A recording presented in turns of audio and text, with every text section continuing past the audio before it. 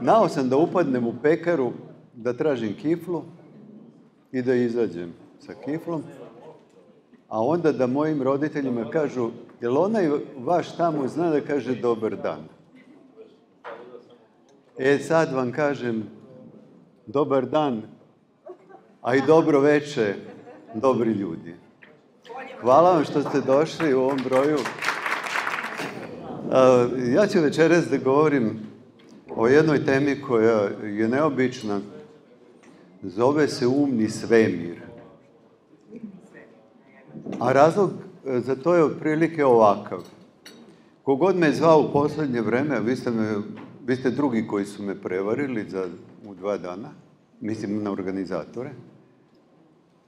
Kad god su tražili od mene da nastupim negde na televiziji za vreme ovog korona, mi ne znamo kako se to zove, nije važno, oni to zovu pandemija. U ovo vreme ja sam odbijao i rekao sam da neću nastupati ove godine i sledeće do novembra meseca. Sad već nisam dosledan. Zato što ljudi snimaju ovde, sinoć su me snimali tamo u Radio Srboni i ja već sam sebe izneverio na neki način, ali sam pristao ovde iz nekih grešnih razloga iz prethodnog perioda i obećao sam da ću doći, evo me. Ali nemojte da, kad ovo govorim, da to doživite kao da je došao neko važan. Ja samo vam pričam u kakvoj sam situaciji i zašto ja nisam želeo da učestvujem na ovakvim skupovima. Osnovni razlog je što sam napisao prethodnih, ali evo sad 15 knjiga, u kojima sam napisao šta će se događati. I onda sam hteo 2020. godine i 2021. godine, pa do novembra 2022. da posmatram ono što se događa i da to usaglašavam sa onim što sam napisao. Meni je jako važno da shvatim da li sam u istini ili nisam. A pritom sam u više navrata govorio o tome da ne bih želeo da sam u pravu. Zašto? Zato što ovo što mi doživljavamo je davno napisano. Ova pandemija je davno oblikovana. O ovoj pandemiji je govorio Bill Gates najmanje 20 godina unazad i koji je pratio ono što radi grupa Bilderberg. On je mogao da zna šta je koncept zlatne milijarde, šta je koncept Noema. Jednostavno je znao šta su agende, znao je šta je sve odlučeno u Ujedinjenim nacijama. Jednostavno je znao šta su to ratovi. I ja sam, ne zato što sam pametan, nego zato što sam bio informisan, mogu da napišem te knjige. Znači, od prve knjige koja je izašla 1999. do ove sada, bukvalno je sve napisano šta će biti. Pisao sam o virusima, pisao sam o vakcinacijama, o zloupotrebi virusa, zloupotrebi vakcinacija. I sada, evo, predstoji da se samo potvrdi to, nažalost, se potvrđuje. Ja ću vam samo nekoliko reći u vezi sa ovim što nas se događa i znam da bi mnogim ljudima bilo važno da znaju da li imaju odbranu, da li imaju vojsku. Svaka država i svaki narod želi da ima ko da ga brani. U našoj situaciji mnogi ne shvataju da smo okupirana zemlja. Ja mislim da naša vlast zna da smo okupirana zemlja. I oni su na neki način saradnici okupatora. Pritom, verujem da mnogi od njih ne bi želeli da to budu. Znači, ne verujem u to da svi ljudi koji se nalaze u administraciji žele da rade protiv svog roda i protiv svog naroda i protiv svoje države. U to ne verujem jer imam takva iskustva. Ali mi imamo 10 puta slabiju vojsku nego što smo imali kada sam ja bio u Jugoslovenskoj narodnoj armiji. Od Jugoslovenske narodne armije od 1972. kada sam postao oficir, pa sve do danas se smanjivala snaga odbrane i po meni je čak i bezočno kada neko priča da nešto može i da ima dobru odbranu, a pritom je recimo samo jedna eskadrila koju smo imali još MiG-ova 29 1985. bila moćnija od sadašnje avijacije. A pazite, kad je bila 1985. Ja sad ne znam šta se događa u vojsci i kada su ovi iz tabloida ljudi hteli sa mnom da naprave intervju o vojsci, ja sam rekao da ne znam. A ne želim da pričam, imao sam utisak da žele da kažem nešto protiv vojske. Ovo sad što govorim nije protiv vojske. Znači, ja sam oficir, bivši oficir i volim vojsku, da ne volim ne bih to bio.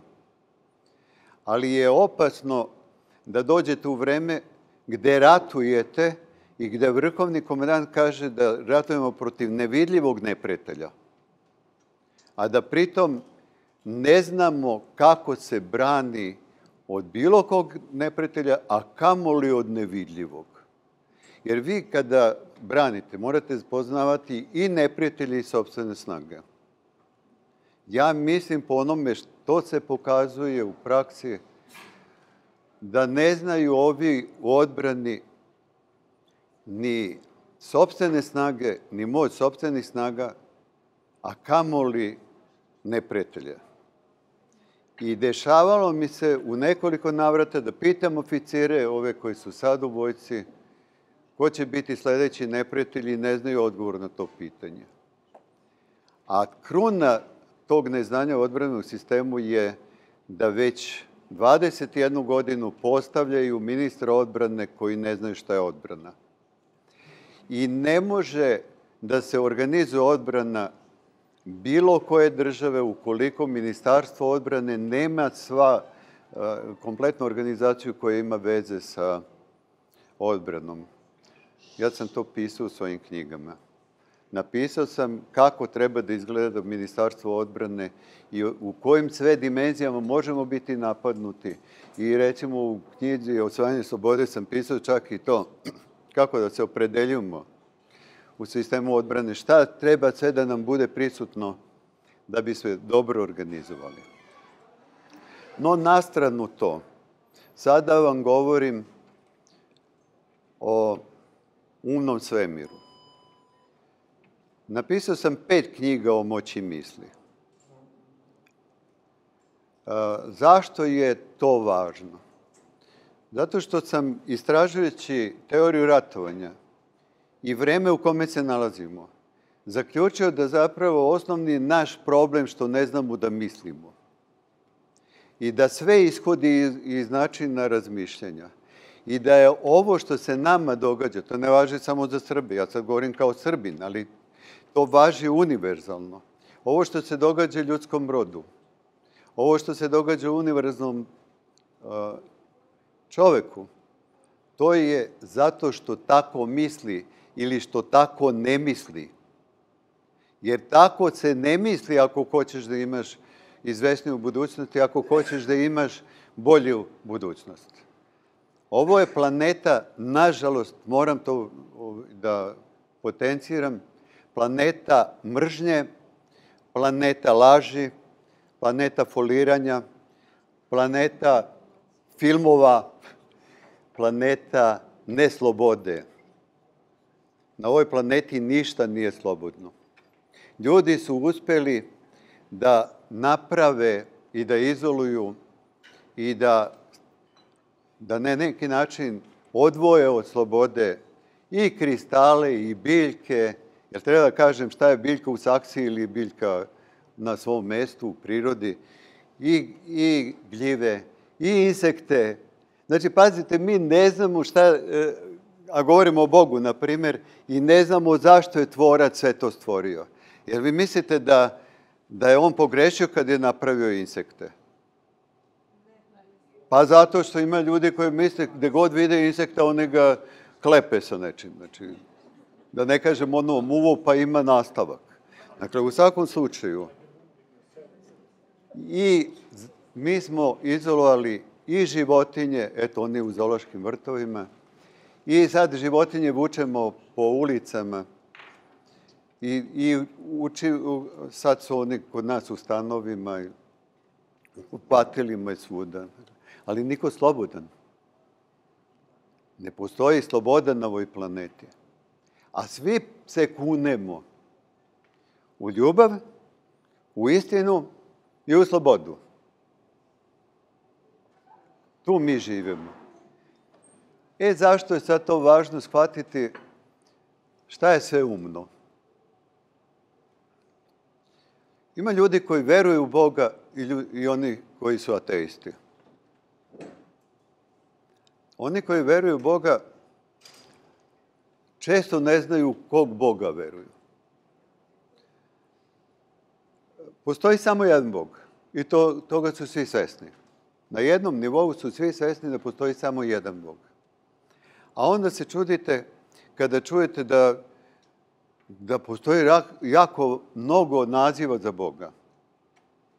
Recimo u knjizi Kosmički dodir, sad se zove Osvešćenje, sam pisao kako se sve zove Bog. To je jedno mini istraživanje koje ne možete veriti prvo koliko oduzima vremena ako hoćete to da uradite, a onda u stvari vidite da čovjek iz nekih 6 aspekata, sa 6 stanovišta, sa 5 pravaca određuje kako se zove Bog. Znači, postoji imenuje Bog u filozofiji, u nauci, u religiji, u teozofiji, u umetnosti, u okultizmu. Neko se naježi kad spomeneš okultizam ili spomeneš magiju i sve to. Ali činjenica da, recimo, fizičari kažu da se Bog zove polje nulte tačke. A mnogi ljudi koji ne znaju šta je fizika ili nisu iz te oblasti ili ne čitaju tu vrstu knjiga, nikada im ne bi palo na pamet da je polje nulte tačke Bog. Ili kad sad pošto gledam Gorana Marijanovića, kad on nacrta onaj svoj crtež pa stavi čovjeka u centar i onda nacrta makrokosmos i mikrokosmos.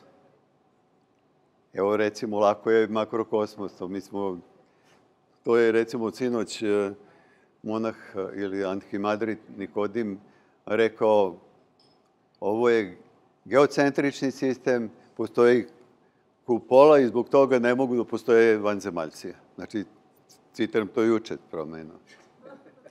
Ali zašto je to važno? Zato što, recimo, isto sam bio sinoć sa Miloradom Stefanovićem, koji nam je govorio o virusima i vakcinacijama, i sad ja njemu kažem, ali vidite, mikrokosmos, kako je ovo lako shvatiti?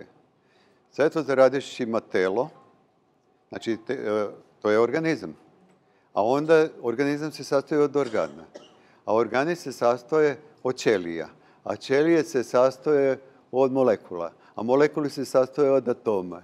I sve dotle dok ne dođete do elementarnih čestica. Jer tako da je to, a vidite, a elementarne čestice pametne. Pa kako su pametne? Pa evo, Stephen Hawking je stalno imao problema sa tim, treba da ih snimi. Treba da shvati njihovo ponašanje, ali ne može da uradi. A to ti isto kao kad lekar kaže, pa evo, niko nije izolovao virus. I onda objašnjava da je nemoguće izolovati virus. A pritom imate zvaničnu verziju da je izolovan virus, jer kad je izolovan, tek tada možeš da praviš vakcinu. Ali ako ga nisi izolovan, ne možeš da praviš vakcinu. Ali niko, kaže lekar Milorad Stefanović, niko nikad nije virus uspeo da izoluje. I objašnjao celu tehnologiju. Znači, kako bi to trebalo da se uradi, ali nikad nisu uspeli to urade. Zašto? Zato što je virus pametan. Ili recimo, biser, razgovarao sam sa jednom od čuvenih kardiologa našeg, Branislav Milovanović, iz ovog centra Bežanjska kosa, ali zaista vrsan. Došao sam kod njega, malo voli da razgovaramo i tako, malo smo popričali. Ja njegu pitam da li zna koliko su bakterije pametne. A on je baš sveže pročitao to. Znači, nisu učili u školi. Bakterije su pametne. Pazite, najprimitivnija, najprimitivniji organizam koji postoji, ameba, je pametna. A kako se odražava ta pamet? Na primjer, bakteriji, ako date nešto čime se ona hrani, što voli da uzme, ona će to odmah da uzme. Ali ako ubacite u bakteriju lek, ne pada joj na pamet to da uzme. A šta to znači? Da zaludno ubacite hemikaliju u čoveka. Znači, neće bakterije da uzme. A vi ste, da bi je uništili, uzeli neku supstancu i mislite da ste rešili. Međutim, šta tu rešava problem? Zna doktor i šta je nocebo i šta je placebo. Kakvi su to fenomeni? Dakle, ako vi mislite da ste se izlečili sa tim lekom, vi ste to uradili. Sad dolazite u moć misli. Šta god ubacite u svoj organizam i smatrate da to što ste uradili nije nikakva greška, vi ste uspeli sa tim, jer su vam misli moćne. Vi možete sve, zato što je čovjek napravljen kao biće koje je moćno, a moćno je samo zbog misli. Misli su te koje su moćne. I mogli bi na kraju da poistovetimo misao sa Bogom. Toliko je misao moćna. I zato je jako važno da shvatimo da treba da mislimo o svojim mislima. To sam pisao u tih 5 knjiga. Šta znači mislite o mislima? Sjećam se, kad sam otišao u Hilandar, stojim kod svi ostali tamo, molitveno, što bi rekli, besprekoran. I onda mi naviru neke misli koje ne pristoje u toj situaciji. Nije lepo, što bi rekli, ne baš na tom mestu. I onda se ja osjećam jadno, jeli? Mislim, kakav si toliko grešan, mislim, a ovom se trudiš da našao si gde to da radiš. I onda sam u stvari ukapirao šta znači kada stalno misli nešto obhrvavaju, kad vam se nabacuju, kad vam dolaze misli koje ne želite da mislite, ne pada vam, naravno pada vam na pamet, ali ne želite to, i onda počnete misliti o mislima.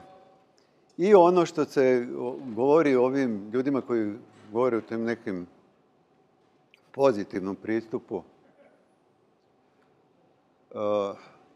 da zapravo ako mislite o mislima možete da zapete ovo nije, ovo je s levog, ovo je s desnog ramena, to ljudi koji su u religiji znaju što znači, ko šapće na ovo levo, ako na desno.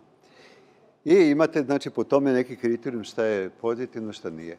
Ako uspete dotle da mislite o mislima i da vi izaberete samo pozitivne misli, znate šta je pozitivna misao? Evo, reći ću primjer. Ako kažem ja sam zdrav, to je pozitivna misao. Ako kažete ja nisam bolestan, to je negativno. A zašto? Zato što ova sadrži reč bolestan. A naša podsvest je takva, kako bi rekao Joseph Murphy, ona to bukvalno shvata. Dakle, nosiš bolestan i samim tim si u problemu. Znači, ne su. Sad, ako si do te mere već stasao u toj sferi misli, onda će se probrati samo pozitivne misli. Ako to radiš, tebi se rečnik izgrađuje samo u pozitivnoj sferi i govoriš samo pozitivno. To je ovako kako sam ja fini i o mojoj supruzi nikad nisam nešto ružno rekao. Ona zato i čita knjige. Dakle, znači pozitivno je da budeš stalno pozitivan i da govoriš neprestano, znači tvoj fond reči, tvoj arsenal je pozitivan. Ako ti to pređe u naviku, onda ljudi kažu, vidi onaj Svetozar, on samo pozitivno govori, on nikoga ne uvredio. On pazi šta će reći. Znači jednostavno doživljavate kao karakternog čoveka koji vodi računa o tome šta govori. Jer to i nemate. Znači nemate u rečniku psovke, ne mrzite nikoga. Jednostavno si to do te mere istesao da postoješ karakter koji je kvalitetan. A onda ljudi te doživljavaju kao nekoga koji njih ne ugrožava i ko ih voli, koji poštuje i sve to. I uzvraćaju. Ljudi su fenomenalno biće iz tog aspekta što ne mogu da pređu taj prag kad te neko voli da ti njega mrziš. I sad dolazim u celu priču oca Tadeja. Kakve su ti misli, takav ti je život. Jer ti zapravo vraćaju tu ljubav koju njima pružaš kroz to što si rekao. Mi možemo i da mislimo nešto što nije kako treba. Ali ako preberemo te misli ili proberemo i dođemo do pozitivne reči, onda je reč presudna. I kažu u Bibliji, prvo bi reč. Ja mislim da prvo bi misao. Jer bez misli ne bi bilo reči. Ali, pošto ne znamo šta ko misli, možemo samo naslućivati. I ono što, naravno, ovo je neistina što sam rekao, ali nevažno, objasnit ću, mi kažemo ne znamo šta ko misli. A vi znate da to šta mi mislimo znaju i biljke i životinje. Nemate šanse da prevarite nikoga. Životinja vas gleda u oči. Ona vam čita misli. A vi sad pomislite da je moguće da životinja bude iznad čoveka. Naravno da nije. Što znači kad nekoga gledate u oči, vi možete tačno da znate šta on misli. Ali on može da vas prevari. Znači, ima pravo na to, mislim, zato. Vi uvijek kažete, ti misliš to, nikad ti neko neće priznati. Ali u principu, mi kad gledamo jedno i drugo oči, tačno to znamo. Meni se događalo u praksi da recimo dođem na radno mesto i sad odjednom u mom kolektivu se nešto dogodilo, ne smeju da me gledaju u oči. Ja kažem, ovi su se negdje sastali juče, popodne i 100% pričali o meni. Mislim, pazi, koliko je to prosto. I da znate da pitam, a gde ste bili? Oni bili na rakiji kod pretpostavljenog, recimo. Ono što kažu kod nas u narodu, žugaju nešto ljudi, ispričaju što jeste i što nije, ali nevažno. U svakom slučaju, dokazali su naučnici da biljke ne mogu da lažu. I da se detektori za čitanje misli mogu napraviti pomoću nekih od biljaka. A ja sam napisao i kojih, i to piše u mojoj knjizi Umni svemir, najnoviji knjizi. Ali mogu da vam kažem, jedan od najvećih bisera koje se meni dogodio u cijeloj ovoj karijeri i predstavljanju knjiga. Prvi put sam došao na jedan skup gdje nemam knjige. Znači, nemam ni jedan primjerak nove knjige. I sad ja vam pričam o tom umnom svemiru, a nemam knjigu, zato što je rasprodata ta prva varijanta. Dakle, nemam knjigu. Nemojte tražiti umni svemir. Ali ovo je činjenica da je dokazano naučno da su misli za biljke jednostavne i da čovjek ne može da prevari biljku. I vi kad mislite o biljkama, one znaju šta mislite. To je ono kada se događaju, ako stavite biljku na aparat i da vidite kako će reagovati na vas, saznaćete da li vas voli, da li se plaši od vas, da li je ljubomorna, sve ćete saznati sa ovim novim tehnološkim rješenjima, zato što je biljka toliko moćna u misalnom, u tom mentalnom smislu, a ja to zaista vezujem za misli, ja mislim da je sve umno, znači govorim, kad kažem um, ja mislim na jednu prostu stvar. Da bi lakše objasnio zašto kažem da je sve umno. Jel vi možete da verujete da smo mi u 21. veku, a ne znamo šta je duša? Da smo u 21. veku, a da se o duši ne uči ni u jednom predmetu. U veronauci se spominje duša, ja mislim, na 13 mesta u 9 knjiga. To je lako provjeriti jer veronauka stavljena na internet i besplatna je. Od tih 13 pominjena reč duša ima nekoliko onih poštapalica koje se kaže do duše. Do duše to je tako, a to se ne misli na dušu. Ali sama duša nije definisana. A ja ću vam reći najprostije, kada sam spomenuo dušu na nekom skupu naučnom gdje smo govorili o dnevnom svjetskom poretku, to je bio ambasador Jovanović, koji nas je predstavio u Ujedinjenim nacijama, Vladislav Jovanović, i bio je pokojni akademik Marković. Ja spomenem dušu i on kaže, a sve to za real duša ne postoji naučno. Bukvalno onako, kao da sam ja neki teški greh napravio. Ne postoji, ja kažem, mnogo smo se poštovali. On u vojnom delu objavljivo tekstove, ja sam bio glavni urednik vojnog dela. Ja kažem, da, možda naučno ne postoji, ali stvarno postoji. Dakle, u suštini u tome. A hoćeš ti to meni da objasni. Vi kad biste znali akademika, koliko je to veliki čovjek bio, on me tražio da dođem kod njega kući, ja sam došao kući. I sad recimo, on sve piše. Kad nešto govoriš, on sve ima beležnicu i sve piše. Tako ko pravi. Mislim da možda negdje pogreši, što bi rekli. Ja sam njemu objasnio šta je duša i tu je priča o umu. Duša se sastoji od dve komponente. Sastoji se od psihe i od uma.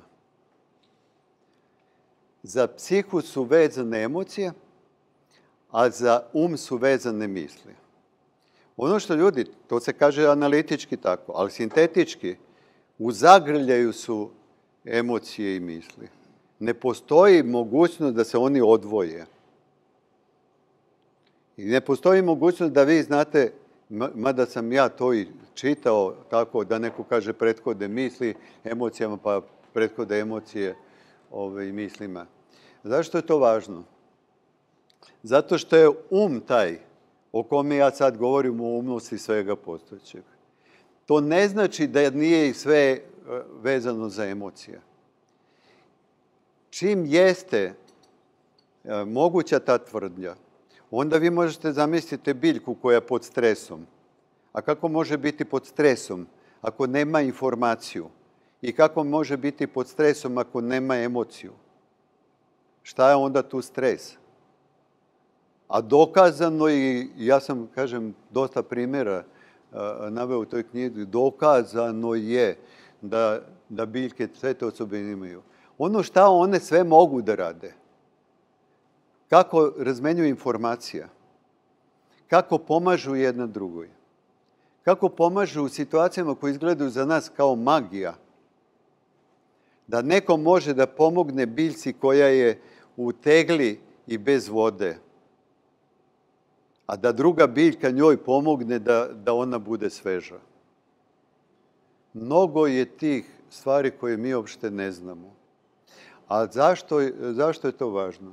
Zato što ako govorite o umnosti svega postojećega, ja sam recimo rekao za viruse i za bakterije da su umni, a zamislite kad uđete u eneologiju pa pričate o umnosti predmeta. I onda shvatite da je i ovaj zid uman. A zašto je on uman? Kako je to jednostavno? Pa zato što što znamo tačno ko pamti i na kojem nivou se pamti. I kada vi to uđete do te mere u taj mikrokosmos ili do elementarnih čestica, tačno ćete znati da je ovaj zid zapamtio, a pamti trenutno ovo što ja govorim.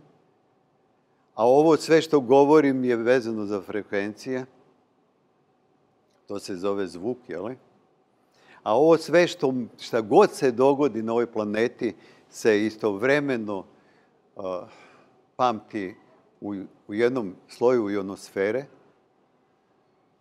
I ono što je govorio još Nikola Tesla, on je tu, nemoguće ga je izbeći, a to je ona priča i o Schumannovoj rezonansi i uopšte o rezonansi, o tome, pazite, mi se sad nalazimo u jednom periodu neverovatnom koji će uticati na sve ovo, i na pandemiju, i na budućnost, i sve to, što se menja Schumannova rezonansa sa 7,83 Hz, kada smo bili najčvršći,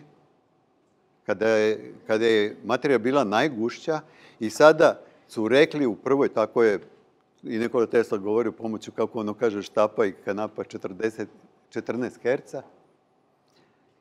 a već je oko 100, i to dobijam informaciju od onih koji se time bave. Možete zamislite šta to znači? Znači da se menja energija. Znači da se odnos prema informacijama menja. Ono što nikako da učimo u školi, a to je da je kosmos samo energija. Da je materija energijom uobličena energija. I da osim te materije koja je uslovna, postoje samo informacija. Od informacija sve zavisi, ceo naš život zavisi od informacija. Te informacije se prenose mislima. Misli su nosilac informacija. A kako je prosto objasniti šta je informacija? Pa lepo, znate kad učite jezik, recimo sopstveni jezik, on kaže posle misli se stavlja tačka. Kad se završi misao, stavlja se tačka. A ta misao je zapravo informacija. Od čega se sastoji informacija? Sastoji se od reči, a reči se sastoje od slova, a može se sastoji od znakova. Dakle, vrlo je važno od čega se sastoji, zato što sama jedna reč može biti izuzetno moćna. Evo, moja reč se zove Svetozar. A ne zato što je moćniji Svetozar od bilo čega. Ne, Svetozar je jedna reč. Ja to reč Svetozar mislim od rođenja, odnosno od momenta kada mi je neko dao to ime Svetozar, i onda ja mislim Svetozar. Kad neko kaže Svetozar je ja, to sam ja. Znači, poistovećujem se sa tom rečju. Ta reč je po Svetovoj formuli Spasoja Vlajića, jednog najvećih među nama, je suština komunikacije između ljudi. Dakle, u suštini da nema te reči, a nekad može da bude simbol i da je taj simbol dovoljan kao informacija. I vidite, vi se kažete, ovo smo sad dobili ovde, pa imate tu neki simbol na tome, pa neko nosi na simbol ovde, pa nosimo zastave, pa nosimo grbove, pa mislim tako. To su izuzetno moćni talismani. I sve to ima veze sa mislima. Ne možete da budete pred ikonama da ne shvatite koliko je moć u toj ikoni. Šta je tu sadržano? I zašto može da se kaže da je čudotvorna? Ali je čudotvorna zbog naših misli. Ona je čudotvorna zbog naših misli. Ako ne verujemo, nema toga. Ali u onoj meri koliko verujemo, a vera je zasnovana na mislima. I uvek postoje ti nizovi koji su jako važni. Evo, recimo, jedan od nizova, tu sam danas malo porazgovarao, pa sam spomenuo želje. Moram da vam kažem, taj niz je isto važan kao onaj prvi od kako se misli, tako ti je život. Drugi niz je jako važan, a to je prvo ideja. Pa onda dođe želja. Sad zamislite čovjeka koji je bolestan, koji ima, želeo bi da ne bude bolestan, ili da ozdravi. Prvo što mora da ima, to je želja. Ko ne želi, to se zove ravnodušan, on je već psihološki za početak, a možda i psihijatrijski slučaj. Čovjek bi trebalo svaki da ima želja. Ali u ovom slučaju, kad je primoran da želi da bude zdrav, sljedeća karika posle želje mora da bude volja. Zadžaba vam želja ako nemate volju. Dakle, morate da imate volju. Postoje načine da čovjek stekne volju. I ja sam pisao u knjizi Mislim i iseljivanje informacijama način kako se steče volja. Pazite, na primjer, da vas udavim sa tom metodom. Dakle, vrlo je važno da kad nekome kažemo ajde 40 puta uzastopno, po 15 minuta, 40 dana uzastopno, čitaj ovaj tekst. I on 40 dana uzastopno čita neki tekst. Nije važno koji je tekst. Znate, koja je to volja? A posebno ako je dosadan tekst. A još posebno ako je Radišić napisao. Znači, ti čitaš 40 puta uzastopno, pa već imaš volju. A posle sljedeća karika je vera. Znači, vera ne postoji bez misli. Ali ne možete, znači, čovjek koji želi da se isceli ili, ajde da bude zdrav, on mora da veruje. Mora da veruje lekaru kod koga je otišao. Traži pomoć. Onaj ko ne želi, on neće tražiti pomoć. A onaj ko želi, on će i tražiti pomoć od bilo koga. Neko traži od vračare, neko traži od travara, neko traži od lekara. Znači, on mora da zakuca negde i kad tu zakuca, znači da veruje da će mu ta osoba pomoći. To je jako važno. A sad dolazi u toj veri ona druga stvar. Ti veruješ da će ti lekar dati pravi lek, pa još veruješ da će ti lek pomoći, ti veruješ i tom leku.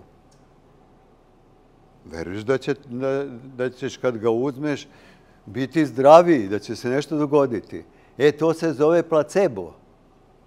Zašto? Čak i ono što da si dobio otrov, nećeš osjetiti da je otrov. Jednostavno ćeš sigurno dobiti, jer veruješ da to što si dobio, da je to prava stvar i onda će misli odraditi taj posao.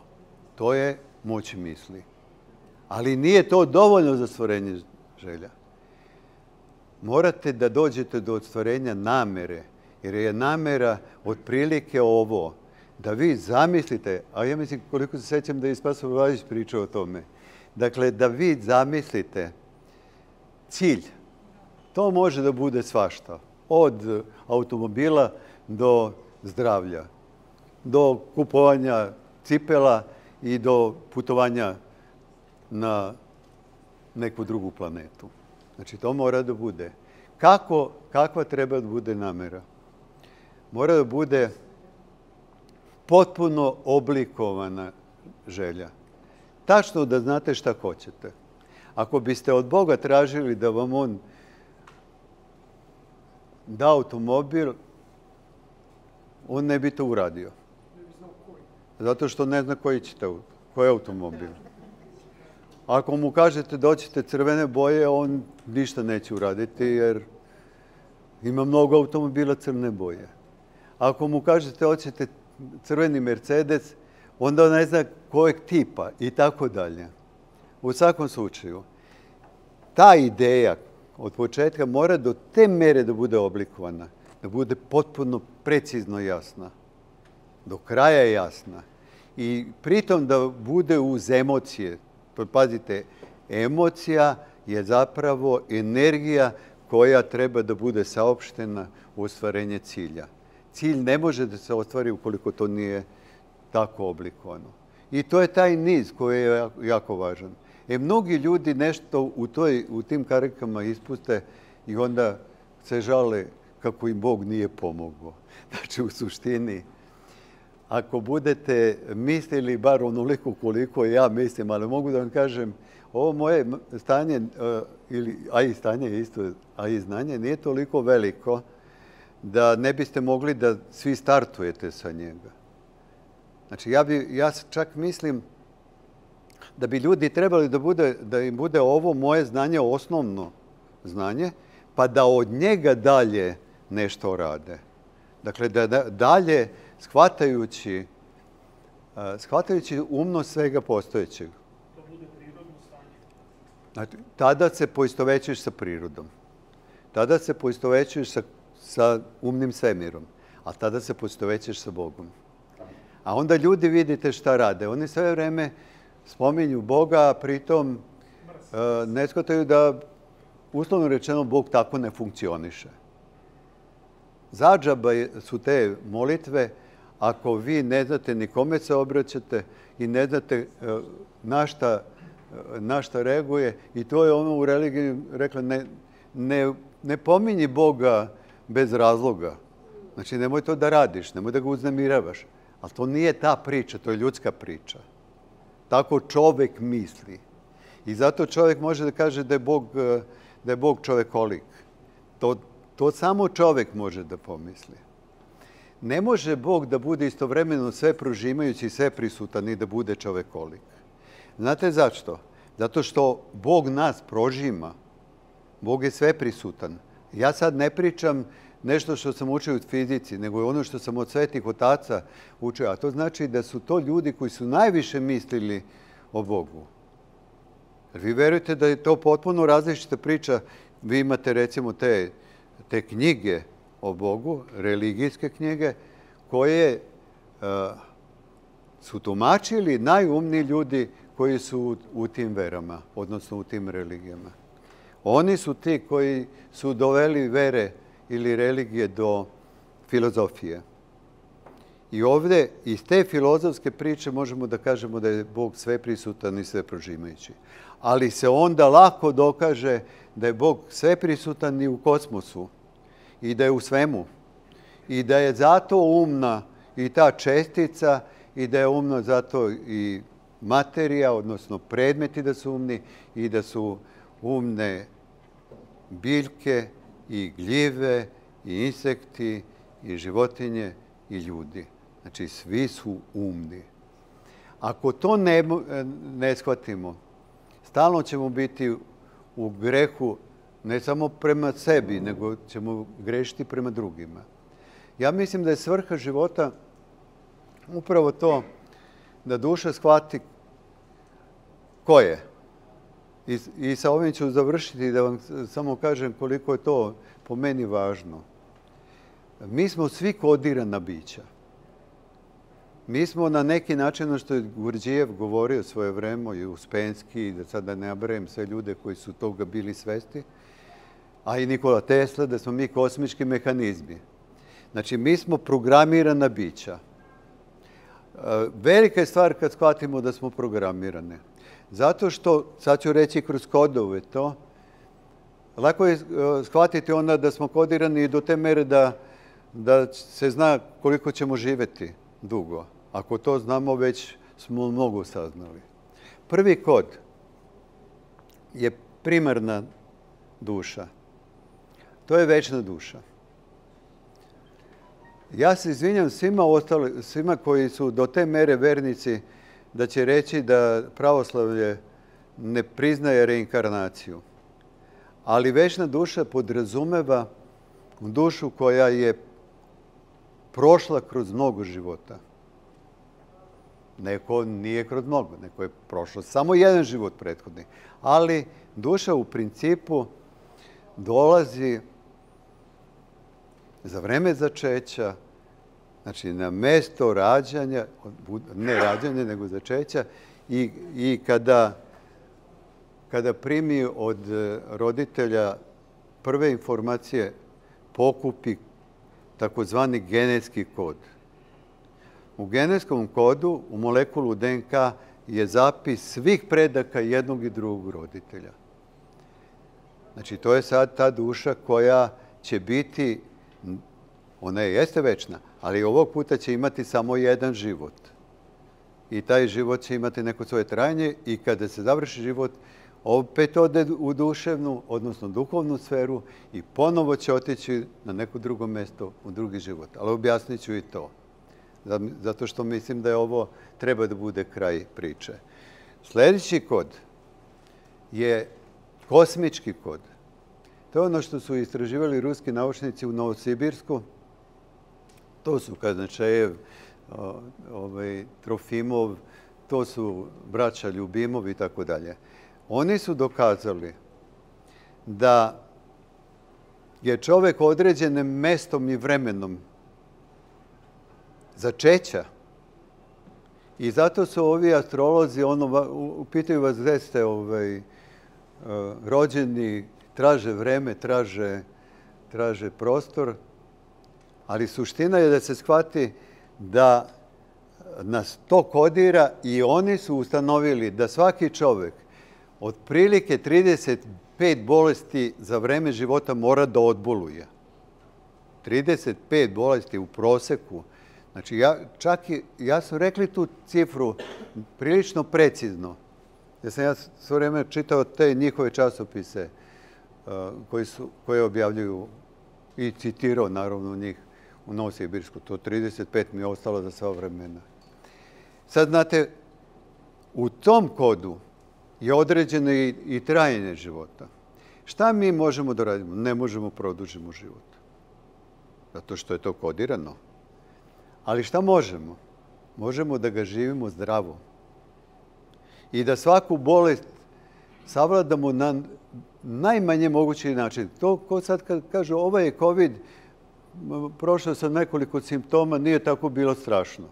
A neko zaglavio na respirator. Znači, čovjek može dovoljno da sazna od sebi i svom organizmu da izbegne drastične stvari u tom svom životu i da živi zdravo cijeli. Ali to ne znači, ako živi zdravo i jede sve do perfekcije, besprekorno, ništa nije se ugrešio, da će živjeti duže nego što mu je određeno. Znači, umreće lepo, kao kad kažu on je samo zaspao. Bio zdrav potpuno, ima to, jedar je bio, znate kad kažu to narod. Sljedeći kod je primarna ćelija. Ona određuje kako ćemo mi izgledati. Zašto je važna primarna ćelija? Među ostalo vidite, to sad zovu matična ćelija i naučnici već oko toga imate na VMA. Doktor Obradović, ja mislim sad je penzionisan, vjerojatno zbog korone ili nečega, ali on je bio glavni na VMA za matičnu ćeliju i to. Osvežavanje bića, što bi rekli sa matičnim ćelijama. Ona je važna zato što nas oblikuje i zato mi svi različito izgledamo. Nismo klonovi. Svi smo potpuno različiti. To je kod. Ali ona je toliko vredna i važna da mi, recimo, kada se rodimo, kad više nemamo veze sa tim, nama skidaju pupčanik. I matična ćelija, odnosno primarna, se zadržava u pupčaniku. Naši preci su pupčanik uvek držali uz sebe, uglavnom u rublju ili u nekim pamučnim, što bi rekli, predmetima koje su ili vezanim i tako dalje. I obraćali su se kod najvažnijih događaja matične ćelije kao da je živo biće i ona traje tačno toliko koliko čovjek. Znači, ona je živa sve dok je čovjek živ. A šta rade sad? Bace, što bi rekli, u otpad, tamo još u bolnicu bace pupčanik. Znači, Srbi su pupčanik čuvali i obraćali se, malte ne su mu se obraćali ako treba se ožene, ako treba da idu u vojsku. Kad god su bili presudni trenuci, oni su se obraćali pupčaniku. Sljedeći naš kod je isto vezano za informacije. Sve je to vezano za informacije. Znači, definitivno sve je to prožeto informacijama. I genetski kod je prožet informacijama. I ovo što sam rekao za matičnu ćeliju, odnosno primarno, i ove informacije koje dobijemo iz kosmosa. Jer šta pravi taj kosmički kod? Pa one energije koje nas prožimaju u momentu kada smo začeti. Jer sasvim je drugačija energija, jer se sve pomera sve vreme i sad imate različite planete, imate sunce, imate mesec koji direktno odlučuju o našem životu, o kvalitetu života. I oni definitivno sve vreme zrače. I sve zrači, to mnogi ljudi ne znaju, sve zrači. Ja zračim, ova flaša zrači, ovi predmeti zrače, ovo zrači, sve živo zrači. Ne postoji ništa što ne zrači. To je jako važno da se shvati. Iskustvo, ili što bi rekao Castaneda Tonal, nam je svima različito. Rodimo se, imamo različite roditelji, svak nam je pričao svoju priču o životu, dobili različite informacije. Izašli na ulicu, dobili druge informacije jer su nam različite ulice. Otišli u različite škole od vrtića pa do dalje, svuda dobili drugačije informacije. Čitamo različite u štampu, gledamo različite TV kanale, čitamo različite knjige, mi imamo potpuno različite informacije. Vi mislite da postoje istomišljenici? Nema šanse. Zato što imamo svi različite informacije. Mi smo svi unikati, ali svi smo unikati. Svaki od nas je unikat. Ne treba ni da pomislimo da postoji neko s kim ćemo biti u potpunom saglasju. Ali ovdje jeste pitanje kulture i znanja to da shvatimo da treba voleti ljude onakve kakvi jesu. Znači, to moramo da shvatimo. Da svi ti ljudi oko nas treba da budemo zahvalni Bogu što postoje. I konačno na kraju svega, ovo mogu da pričam o besvesti, znači, na kraju svega moramo da shvatimo da možemo da menjamo samo sebe. Mnogo je važno da shvatimo šta znači to uzdizanje. Ako možemo sebe da menjamo, onda ga menjamo po osnovnom kriterijumu zašto postojimo. Treba da se osvestimo. Iako kaže Branislav Petronijević da smo apsolutno nesvesna, znači po definiciji duša je apsolutno nesvesna. Znači mi u ovom životu se osvešćujemo i dižemo na viši duševni nivo. I to je sve što mi moramo da uradimo. Ako uspemo sebe da dignemo na viši nivo, svi imaju koristi od toga. Znači mi smo svaki danom sve bolji, samim tim ćemo biti bolji prema svima oko sebe. I one će nas više voleti. U svakom slučaju je velika stvar da shvatimo da možemo da menjamo sebe. Kogod misli da može da menja nekog drugog, to znači da on kinji dušu. On te druge duše kinji. On ih maltretira. A te duše druge mogu sami sebe da uzdižu do višeg nivoa. Od toga nam zavisi kako ćemo premotati onaj film kad odemo na kraju priče, na kraju tog života, premotamo film, ukapiramo šta nismo radili kako treba, napravimo konfiguraciju sljedećeg života i uđemo u roditelje koje smo izabrali. Hvala vam na pažnju.